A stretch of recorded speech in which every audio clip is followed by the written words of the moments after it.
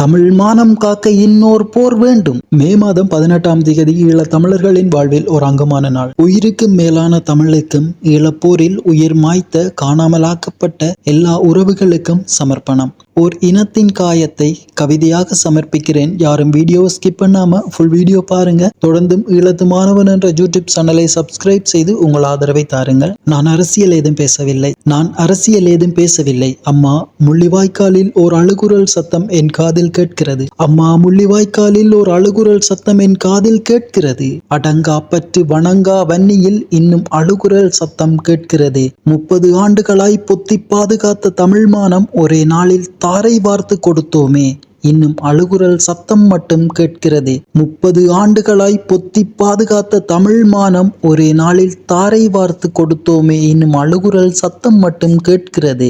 ஆடை விலகல் கூட அவமரியாதை என நினைக்கும் உறவை கூட்டு பலாத்காரம் செய்து தொலைக்காட்சியில் போட்டார்களே.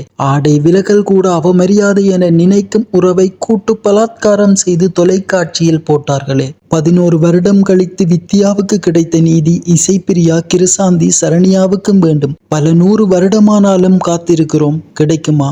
அழுகுரல் சத்தம் மட்டுமே கேட்கிறதே. பாதுகாப்பு வலயம் என பகட நாடகமாடி 3 லட்சம் மக்களை கொன்று குவித்தார்களே. அடி வயிறு எரிகிறது. அகதியாக தெருவில் திரிகிறோம். வேலியே பயிரை மேய்கிறது. அம்மா அழுகுரல் சத்தம் மட்டும் இன்னும் கேட்கிறதே. அம்மா, அப்பா, அண்ணா, அக்கா, தம்பி, தங்கை என்று உறவு சொல்லி யாரேனும் ஒருவர் வரமாட்டாரா என்று காத்து கிடக்கிறது. பலிந்து காணாமலாக்கப்பட்டோர் வீட்டு படலைகள். காத்து கிடந்தே காலம் கரைகிறது. ஆனால் அழுகுரல் சத்தம் மட்டும் கேட்கிறதே. தமிழ் மானம் காக்க இன்னோர் போர் வேண்டும்.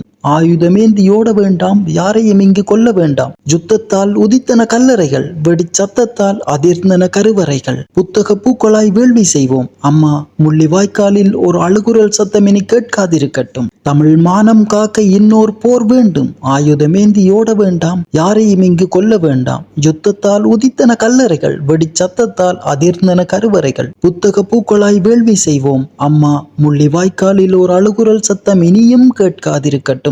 இந்த கவிதை உங்களுக்கு பிடித்திருந்தால் லைக் பண்ணி உங்களோட நண்பர்களுக்கும் ஷேர் பண்ணுங்க. தொடர்ந்தும் ஈழத்து மாணவன் யூடியூப் சேனலை சப்ஸ்கிரைப் செய்து உங்கள் ஆதரவை தாருங்கள். என்று அன்புடன் ஈழத்து மாணவன் ஜூட் மரிய செல்வம், ஏமில்டன். நன்றி.